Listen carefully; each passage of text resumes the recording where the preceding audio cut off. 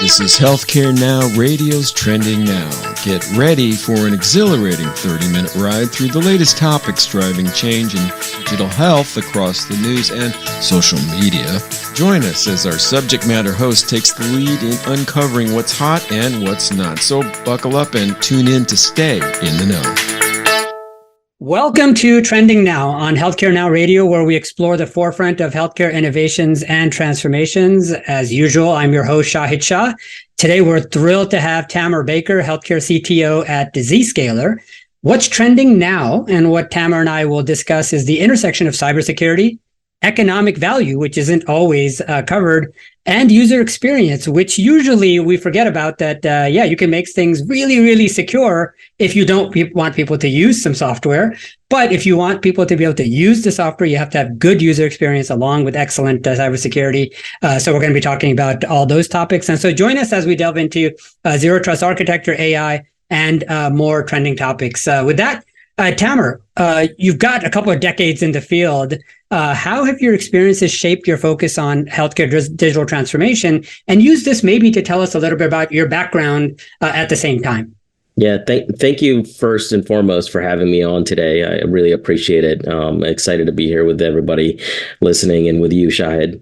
My career actually started off in the military. I was an officer and fighter pilot and, had nothing to do with cyber. But a lot of what I learned as a fighter pilot and an officer were things that I could transition into the IT security world. When you think about security specifically, one of the things that we did as pilots is, be open to error, meaning like if somebody makes a mistake, we have to be open to it and be able to correct it and move on and learn from it, right? So that's something that I think cyber today is very hard to do. People are scared. People obviously are scared of getting fired, for example. So having that shift in mindset is helpful.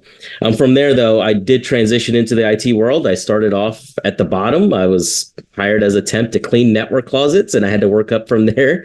So I became a network engineer and transitioned to security. I did this for federal agencies, HHS as an example, as well as the DoD. So I got into really highly regulated places, and a lot of that, transitioned from defending the country in a war environment into defending our country and our users from a cyber perspective has been a great transition too. Eventually, I did move away from the federal space into the private, hospital healthcare system space. And again, a lot of what I learned in the regulated space that I was in very well translates into what we see today in healthcare. So a lot of the pains and challenges I see in healthcare environments, are similar to what I've seen before. And it's been great to take and transition that knowledge into the healthcare space to help people modernize. No, I love it. And in fact, anybody that comes out of the military doing real work, like real protections, going into cybersecurity is always a breath of fresh air because you don't make up things. There are real threats out there that you've actually seen. And given that's the case, and the fact that everybody's pretty much glomming onto the idea of zero trust architecture without necessarily talking about the generalities of zero trust architecture, what specifically do you think about zero trust in terms of healthcare and why it's particularly applicable in these fine-grained types of roles and responsibilities that our healthcare practitioners and providers need to have? Yeah, I mean, overall, when I think about zero trust, it's a mindset for the entire organization. It's not just something that would be owned by cybersecurity or the infrastructure team, because it does impact in a positive way everybody on the teams, as well as, keeping in mind, we'll talk about the user experience component of it. So when I think about zero trust, it really fundamentally boils down to allowing users to access applications in a secure way, no matter where the users are, on network, off network, it doesn't matter where they're at, and no matter where the applications live, whether they're in your data center or the cloud, or SaaS applications, it doesn't matter. So having that connectivity being secure, efficient, as well as, coordinated, no one single vendor can provide zero trust. A zero trust architecture is a combination of vendors. So you'll have to have other things involved like identity and endpoint security, et cetera. So having that approach holistically as I want to get the users to talk to the applications in the most least privileged and secure way possible, with a good user experience and coordinating with the other vendors is probably how I would boil it down in the simplest way. Yeah, I mean, one thing I often say to hospital CIOs and senior executives is, if you have signed vendor BAAs, regular business associate agreements, there's lists of things that specific people at specific companies are allowed to do, not allowed to do. So in general, your legal agreements are generally written as if zero trust is implemented, but then you don't actually implement zero trust. And then everybody says, oh yeah, I'm following the rules. Yeah, I do. I'm following all the steps in the BAA. But of course, we know that those are blatant lies. There's no way that you can actually accomplish most BAAs without proper zero trust architecture. So how do we bridge that gap? Is this a multi-decade long approach, or could you do simple things pretty quickly with zero trust to be able to meet your BAA obligations even on the vendor side? Yeah, that's actually a great question, because there's this mindset and myth that zero trust is this long, arduous 5-year journey. And it doesn't actually have to be. We've got lots of examples of folks that have deployed zero trust within a year or 2 years even. So you can actually get there very quickly. My biggest advice for it is to get started. Meaning a lot of times people think about it, again, as a super long journey. So there's lots of planning, lots of talking about it, and lots of talking to vendors, and the very big confusion from all the different vendors that claim they can give you zero trust. So it leads to this long drawn out type of zero trust phase. And if we actually just get started somewhere, and, whether that's fix your identity problem, go into, what we do at Zscaler, right? Starting to protect your user, connecting those users to applications very, very quickly and easily and seamlessly, just start somewhere and you'll get significantly through your zero trust journey very quickly if you do that. So that's my biggest advice, is just start. Yeah, no, I love that advice of just getting started. And in terms of just getting started, if you look at things from a pure IT perspective and you say, well, we need to do this because it's the right thing to do, for us technicians, that seems to make sense. But if you're talking to non-technicians, senior executives, doctors, nurses, etc., you almost have to start somewhere else, either on clinical or legal or economic. I love what you guys talk about in terms of economic value. So talk about just a few sentences on how do you actually put numbers to this, so you could take it to your board and say, we have to budget X to against this economic potential down value. And then maybe say this idea that, hey, we're all claiming that we're following BAAs. Should this be a legal obligation to say you got to get started with zero trust because the economic benefit of doing so is X, but the economic detriment of not doing it is Y and Z? And by the way, if we don't do this, we're actually lying to people and we're not following our BAAs. Well, I'm not here to call anybody a liar. So we're not gonna do That's that. my job. But I will say that when I do talk to more of the executive and senior levels, I actually don't even reference this as zero trust, especially in the healthcare vertical. I just talk about modernizing, right? When we modernize our infrastructure and we modernize our cybersecurity program, a byproduct of that modernization is two things. One is the economic value, which I'll talk to in just a moment, and zero trust becomes a byproduct. So when I have those conversations with CIOs and boards and CFOs, and we're trying to get through projects, it's not even called zero trust. We're calling it a modernization effort, which ends up getting you to that zero trust phase. So a lot of the economic values that we talk through, though, is that, look, when you do this modernization, not only do you save on things that are physical savings, like the cost of appliances and the cost of MPLS networks and all these physical hard costs, there's a lot of soft costs that go into it as well that you save on. And those are more of the operational costs, the human capital savings, because now when you modernize and simplify things, you spend less time on updating and managing a physical appliance, because you've got a SaaS that's now taking care of all of that for you, and you can spend your time doing other things, right? So that's some of the modern effects that you get at us from an economic perspective. And we've got a great ESG report, third-party report, that we can link with this radio broadcast to show, hey, what do you get out of this, both hard and soft savings when you do something like modernization? And it does encapsulate things like No more applying like so the CapEx costs that can go away. A lot of the hardware pieces of it, being able to be more agile, because now once you've modernized and you've got an M&A coming up, or you've got other things that you're trying to do, opening up another clinic, hospital branch, whatever you want to call it, things happen a lot faster and smoother. Let's say you've got a clinician that wants a new system. You can implement that into your environment very quickly and smoothly once you've got a more modern approach, instead of that traditional cumbersome approach that we've built over the last 20 to 30 years. So this modernization helps with a lot of those hard costs, a lot of the softer costs, like being more agile, the human capital element, being able to do more with less, meaning you don't have to hire more people. You can actually do more with the same people you have today, because you've taken a lot of that burden off of them. They're not staying up till 4 a.m. doing a refresh or an upgrade on an appliance anymore, because it's all being taken care of. So there's a lot of elements that go into it. More granular details are in the report. Happy to expand more on anything that you want to talk about today as well, though.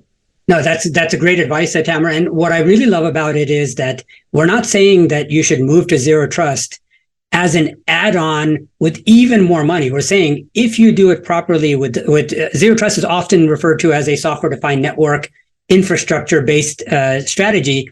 And so just like in the old days, when we used to have all of our software with servers in our closets at a hospital or in a data center, and when we went to SaaS, we didn't need any of that. That's, I think, the point that you're making, Tamer, is that when you do this properly, you modernize properly, security can be done in software, and it's actually more secure than trying to do the security in hardware. And if you do it, you don't have to buy the hardware, you don't have to maintain the hardware, et cetera. You're doing it mostly in the software side, which I just love. And so if you're just tuning in to our radio broadcast, you're listening to Healthcare Now Radio.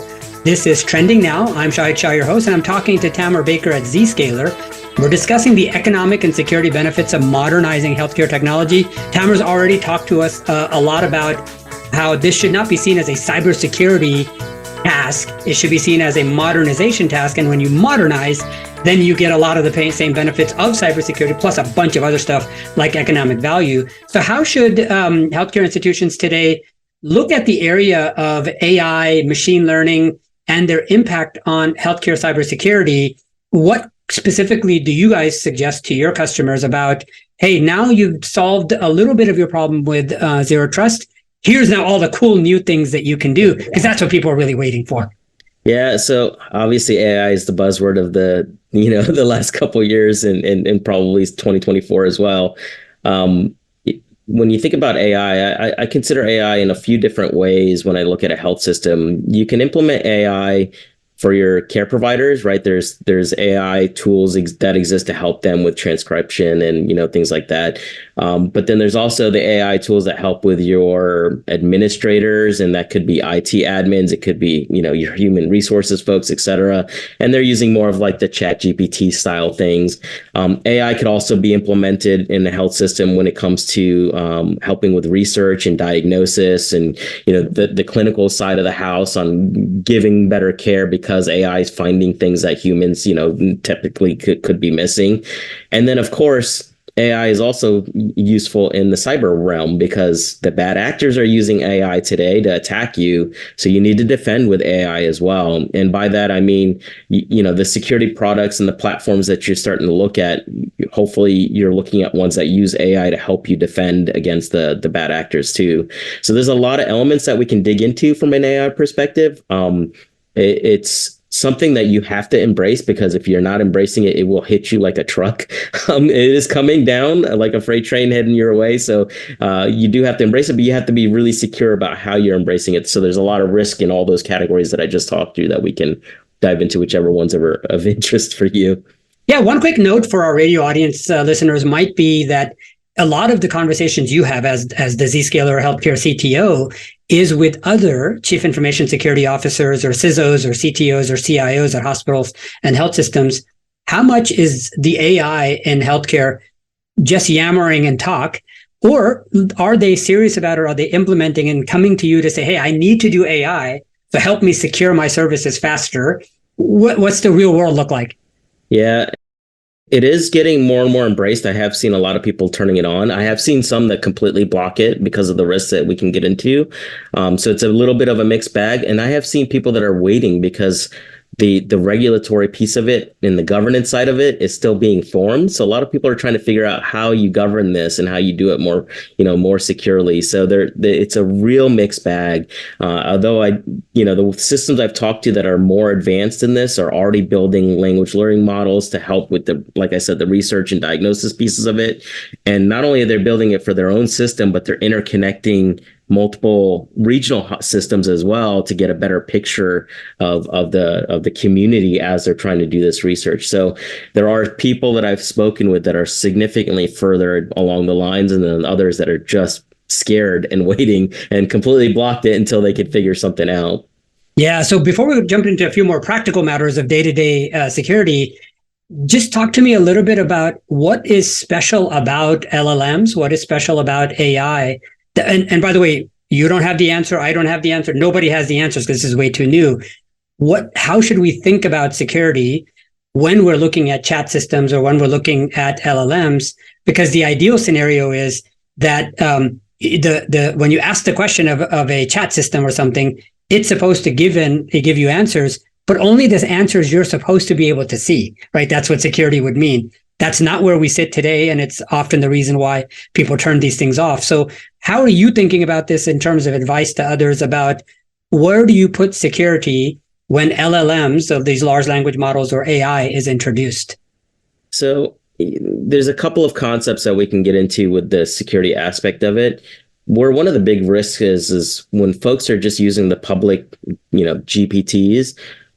Anything they enter in there goes into public domain. So there's a huge risk of if I put in anything proprietary, anything sensitive with, patient information, PHI, anything of that nature, as I'm asking questions to these bots, now anybody else in the entire world has access to these. So that's a big risk that we don't want to expose ourselves to. One of the options for that is to get a private version of this, right, which costs money, unfortunately, but you can start using the privatized version where your stuff stays private, doesn't go publicly.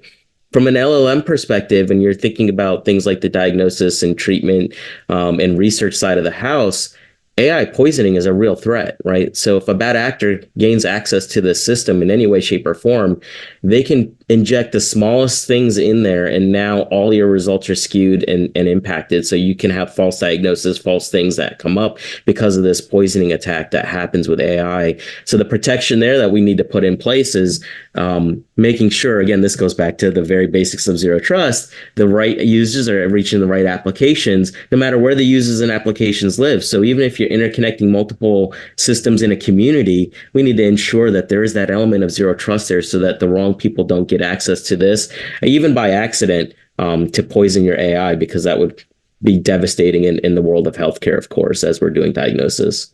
Yeah, I mean, it takes on a whole nother meaning for viruses, right? I mean, viruses in our current lingo act on humans as well as machines, but they take down machines. They mess with data to make it non-accessible, but to actually leave things in place, but get the wrong answers. That's right. Even more troubling. And that's a great example. So getting back to a little bit of practicality, what's everyone doing wrong in the world of zero trust and cybersecurity? What's keeping hospitals and health systems and vendors from properly increasing their security? Common mistakes, issues that you see fairly regularly? I think the biggest challenge is inertia. Change is hard, especially from the lower levels. So overcoming inertia of modernizing and improving, because everybody is used to the way they do things. Some people have built their career around doing things around, the infrastructure in one way. And now we ripping that away from them, right? So like that change is very difficult to overcome, that inertia. We need to, when we think about this, modernization has to come from the top. Your CIO, your CTO, your CISO, for example, need to be able to drive this change downwards, because if we're not going to drive it from the top down, overcoming that inertia is probably the biggest piece of it. The other components goes back to the economic value. A lot of people think that it's going to cost so much more money to do this modernization without realizing all the savings and ROI that you get back. So you have to overcome that mindset too, of understanding that, look, this modernization is where we want to go, and it's going to benefit us both, from a security perspective and a risk perspective, but also from a financial perspective. So coming to those realizations are difficult for people to see themselves. So you have to really start working that from the top down and be open to, peer-to-peer discussions, strategic type of consultations from folks that you trust, trusted advisors. You don't have to do this alone. Others have done it. I'm open to being an advisor for folks as well. And not only myself, but I can connect you with others that have gone through this challenge and seeing that as well. So you don't have to believe it, because vendor noise is real. A lot of vendors are going to say the same things. It sounds the same and everybody wants to do things, but you're not going to modernize if you take the same traditional stuff and just try and up level the traditional, right? You have to do something new and modern. Yeah, normal people don't have a bunch of friends in the FBI, but luckily I do. Give some advice about how hospitals quickly, then we'll jump to the user experience questions. But this last piece of advice to people about how much should they have relationship with local law enforcement, FBI, and others as part of their cybersecurity efforts? I mean, that's definitely a key element, because they're seeing the breaches, right, that have happened and have lessons learned from it. So you can learn from others' mistakes and others' breaches that have happened. But again, I think the peer-to-peer is a really important concept, right? This is a small community. We're all in it together, and learning from your peers that have gone through these modernizations are super helpful as well. Got it. So the last few minutes that we have left, let's talk about how do we make the right thing to do, the easiest thing to do for end users. Some of that, I think, is probably in the realm of zero trust. But what is the user experience, user interface ideas? What are the user experience advice that you would give so that when you implement these things, everybody doesn't just stop using the systems, but they use it in the most secure way fashion possible? The best thing from a user experience perspective is it becomes seamless and invisible to them. The users have no idea zero trust is going on in the background, is the best way to put this. So as you're implementing zero trust and modernizing, if your users are impacted, if I'm creating 3 extra minutes of work per day for a doctor, that is not good, right? Mm-hmm. We need to make sure that not only are we wanting to keep it status quo, but make it better for them, make their jobs faster and easier.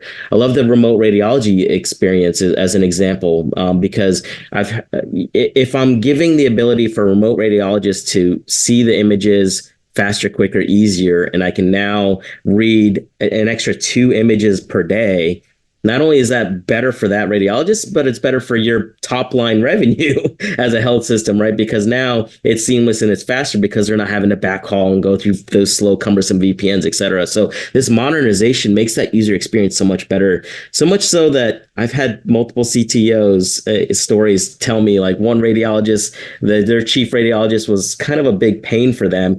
They implemented this modern approach, and all of a sudden they literally came up to the CTO and gave him a hug. It's like, thank you so much. You've made my life so much better. That's what I mean by user experience, being able to make it so that it's not just status quo, but it's seamless and better daily for them, because they don't even know they're more secure while they're able to access their applications quicker.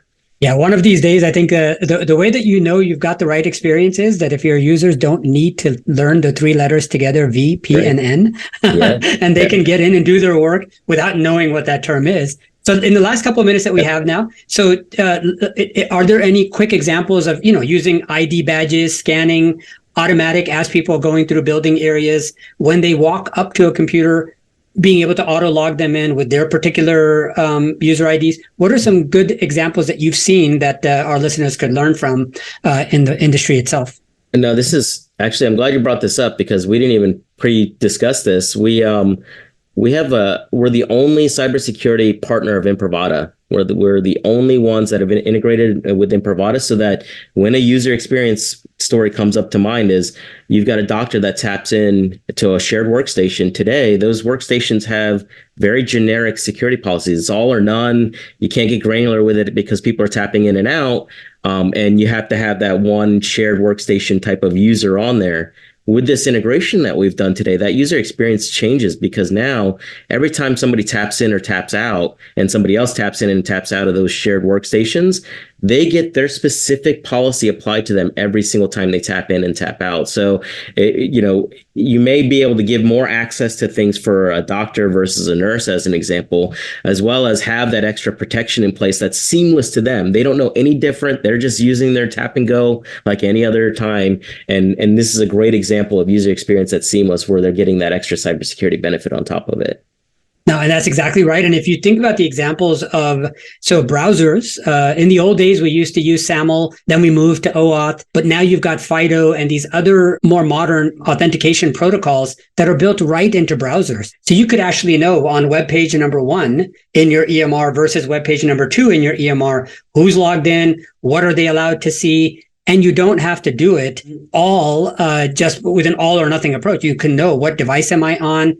What room am I in? So there are certain things that could only be made available when presented one way versus another. So I didn't actually know you're that close with the Imprivata team, but that's actually really nice. Is if you just remember this one thing, is make the right thing, the easy thing to do. That is a job of the CTO, the CISO, the CIO.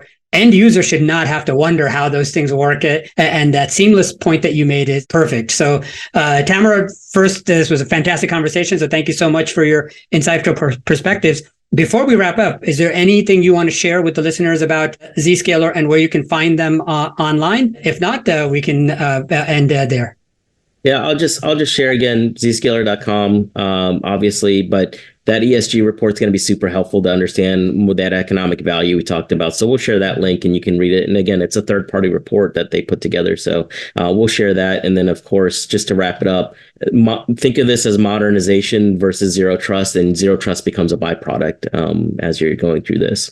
Awesome. So for our listeners, stay tuned for more episodes where we're going to explore the latest trends and innovation shaping healthcare's future. And we're going to have more conversations with excellent folks like Tamer here. So thank you so much. Thank you for having me.